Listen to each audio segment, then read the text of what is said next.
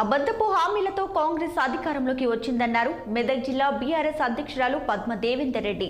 కాంగ్రెస్ నేతలు అధికారంలోకి రాకముందు ఒక మాట, వచ్చినాక మరో మాట చెబుతున్నారంటూ విమర్శించారు.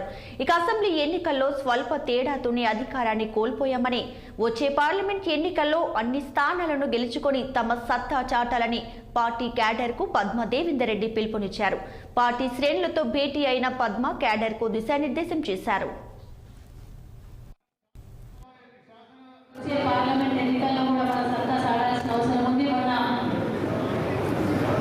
పార్లమెంటరీ సమావేశాలు మన తెలంగాణ భవన్లో జరిగిన సందర్భంలో మన హరీష్ రావు గారికి, గౌరవ కేటీఆర్ గారికి కూడా మాట ఇవ్వడం జరిగింది.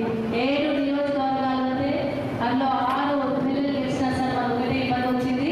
అయినా సరే మేమందరం కూడా ఒక కమిట్మెంట్తో, ఒక దీక్షతో ఆ 6 నియోజకవర్గాల స్థాయికి ధీటుగా పనిచేసి అంతటి మెజార్టీ ఇస్తామని కూడా చెప్పడం జరిగింది. మీ అందరి తరఫున నేను మాట్లాడతాను.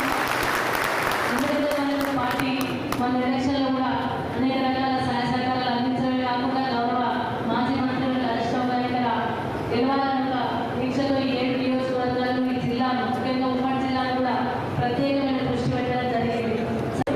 వాళ్ళు నెరవేర్చని హామీలు అవన్నీ కూడా ప్రజలకు ఒకసారి ముందుకెళ్ళినాయి.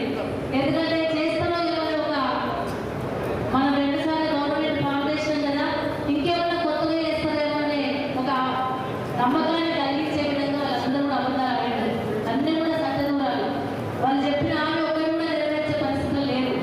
మరి అవి ప్రజలకు వెళ్ళి నమ్మి మరి ఓటేయడం జరిగింది. 2 నెలల్లోనే దాని యొక్క రిజల్ట్ వచ్చింది. ప్రజలందరూ కూడా మెదక్ నియోజకవర్గం కావచ్చు, తెలంగాణ యావత్తు కూడా గౌరవ కేసీఆర్ గారు ఉన్నప్పుడే తెలంగాణ రాష్ట్రం ముందుకెళ్ళింది. అట్లాంటిది ఇప్పుడు మళ్ళీ వెనుకంజ వేస్తున్నామన్న ఒక భయం కూడా ప్రజల్లో చోటు చేసుకుంది.